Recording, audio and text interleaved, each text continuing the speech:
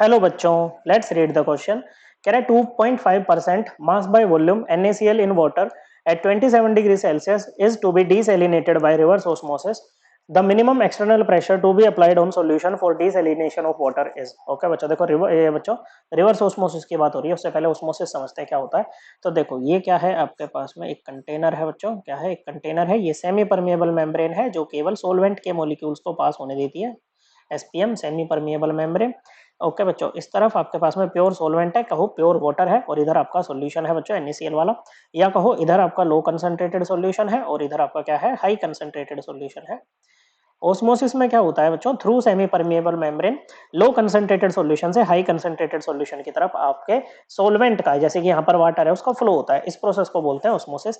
अब इस प्रोसेस को हम रोक भी सकते हैं बच्चों। ओके, सॉल्यूशन साइड पे हम क्या करते हैं, प्रेशर लगा दें बच्चों, and the pressure which just stops the flow of osmosis, उसको क्या बोलते हैं, उसको बोलते हैं ओस्मोटिक प्रेशर। पाई से उसको डिनोट करते हैं। अब अगर आप पाई से ऊपर वाला प्रेशर लगाओगे ना बच्चों, तो जो सोलवेंट है, क्या है बच्चों, जो सोलवेंट है ना, वो सॉल्यूशन साइड से सोलवेंट साइड पर जाना शुरू हो जाएगा, या कहो हाई कंसंट्रेटेड सॉल्यूशन से लो कंसंट्रेटेड सॉल्यूशन की तरफ जाना शुरू हो जाएगा बच्चों। और इस तरह से क्या हो जाएगी बच्चों, डीसैलिनेशन हो जाएगी वाटर की। ओके, मतलब वाटर तो इधर मूव कर जाएगा और पीछे क्या छोड़ देगा, पीछे वो सोल्ट को छोड़ देगा। इसी प्रोसेस को बोलते हैं, जो ये वाली एरो दिखाई है ना अब हमने, इसको बोलते हैं रिवर्स ओस्मोसिस, आरओ। ओके बच्चों, जो हमारे घरों में आरओ लगा होता है इसी प्रिंसिपल पे काम करता है। ओके, इसको बोलते हैं रिवर्स ओस्मोसिस। तो रिवर्स ओस्मोसिस होने के लिए मिनिमम प्रेशर क्या लगाना पड़ेगा आपको, ओस्मोटिक प्रेशर तो लगाना ही पड़ेगा ना बच्चों। क्या चीज, ओस्मोटिक प्रेशर तो यहाँ पर आपको लगाना ही पड़ेगा। और ओस्मोटिक प्रेशर क्या है, पाई, और जो कि एक कोलिगेटिव प्रॉपर्टी होती है, अमाउंट ऑफ सॉल्यूट पर डिपेंड करती है, उसके नेचर पे नहीं। ओके बच्चों, और ये इक्वल होती है CRT के, where C is the molarity of solution, R universal gas constant और T होता है टेम्परेचर इन केल्विन। ओके, लेकिन एक बात याद रखना बच्चों, जैसे NaCl है बच्चों, हमारा सोल्यूट कौन है, NaCl है, ये डिसोसिएट हो जाता है Na प्लस और Cl माइनस की फॉर्म में। ओके, सपोज करो आप 1 मोल NaCl लेके चले थे और आपने कैलकुलेशन 1 मोल के हिसाब से कर दी, लेकिन यहाँ तो 2 मोल आपके सोल्यूट पार्टिकल्स आ रहे हैं, 1 मोल Na प्लस और 1 मोल Cl माइनस। तो जो एक्चुअल वैल्यू होगी कोलिगेटिव प्रॉपर्टी की, वो हमारी कैलकुलेटेड वाली से डिफरेंट आ सकती है ऐसे में। ओके, तो इसी डिस्क्रिपेंसी को दूर करने के लिए हम यूज करते हैं वेंट ऑफ फैक्टर, जो कि होता है बच्चों actual value of colligative property divided by calculated value of colligative property. तो जो एक्चुअल आएगा ना बच्चों हमारा ये ऑस्मोटिक प्रेशर, ओके, यही हमें निकालना, यही मिनिमम एक्सटर्नल प्रेशर है बच्चों डीसैलिनेशन के लिए यहाँ पर। ओके, तो ये हो जाएगा iota into CRT। Okay, iota निकालने का एक फॉर्मूला और होता है बच्चों, ये होता है टोटल मोल्स आफ्टर डिसोसिएशन। अगर एसोसिएशन होती है तो हम यहाँ पर एसोसिएशन लिखते हैं, upon total moles before dissociation. Okay, अब सपोज करो इनिशियली आप इसके ए मोल लेकर के चले थे, तो इसके कुछ नहीं, इसके कुछ नहीं, जब ये डिसोसिएट हो जाएगा तो इसके भी ए मोल बनेंगे और इसके भी ए ही मोल बनेंगे बच्चों। तो आयोटा की वैल्यू क्या आ जाएगी NaCl के लिए, ए प्लस ए मोल अपॉन ए मोल। मोल से मोल कैंसिल करो बच्चों, ये आ जाएगा 2A by A equal to कितना, 2। ओके बच्चों, कितना आ जाएगा बच्चों, 2। तो आयोटा की वैल्यू तो आ गई बच्चों। सी और निकाल लेते हैं, मोलैरिटी। ओके बच्चों, तो यहाँ पर निकाल लेते हैं, चलो। मोलैरिटी क्या होती है बच्चों, number of moles of solute which is NaCl upon volume of solution. Okay बच्चों, सॉल्यूशन का वॉल्यूम लेते हैं पूरा लीटर में। ओके बच्चों, किसमें, लीटर में हम लेते हैं।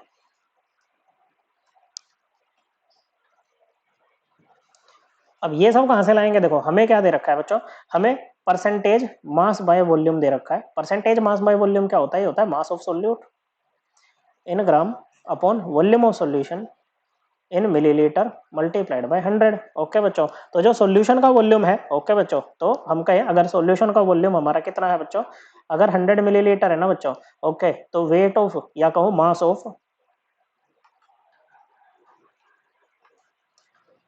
ऑफ सोल्यूट मतलब NaCl कितना होगा बच्चों, ये हो जाएगा आपका 2.5 ग्राम। ओके बच्चों, और 1 मिलीलीटर में कितने लीटर होते हैं बच्चों, 1/1000 लीटर होते हैं बच्चों, तो ये आ जाएगा आपका 0.1 लीटर। कितना आ जाएगा बच्चों, 0.1 लीटर। उसके अलावा हमें नंबर ऑफ मोल्स भी चाहिए NaCl के, तो नंबर ऑफ मोल्स क्या होंगे NaCl के, NaCl का ये मास जो हमें दे रखा है अपॉन मोलर मास। तो ये कितना है 2.5 ग्राम है, मोलर मास निकाल लेते हैं बच्चों NaCl का। सोडियम का 23 ग्राम पर मोल, क्लोरीन का 35.5 ग्राम पर मोल, कितना आ जाएगा 58.5 ग्राम पर मोल, ये आ जाएगा बच्चों। ओके, तो यहाँ पर लिखो इसको 58.5 ग्राम पर मोल, ग्राम से ग्राम उड़ा दो बच्चों, कितना आ जाएगा बच्चों, ये आ जाएगा आपका 0.04273 मोल।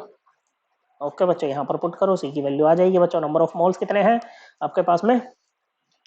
0.04273 मोल है। और वॉल्यूम ऑफ सॉल्यूशन कितना है? 0.1 लीटर है। तो ये कितना बन जाएगा बच्चों?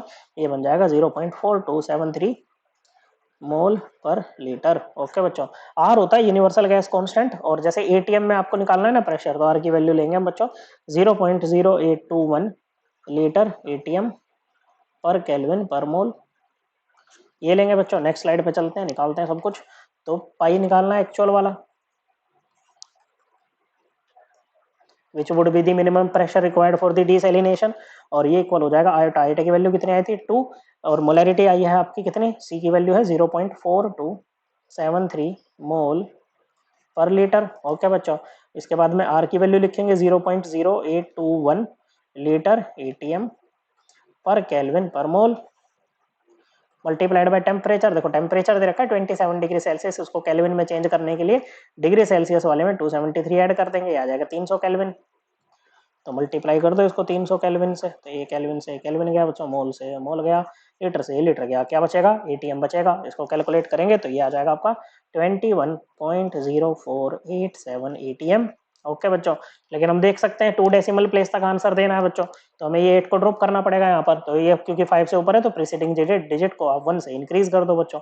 21.05 एटीएम आ जाएगा राउंड ऑफ करके। So correct answer option A. I hope आपको ये एकदम क्लियर हो गया होगा। थैंक यू बच्चों।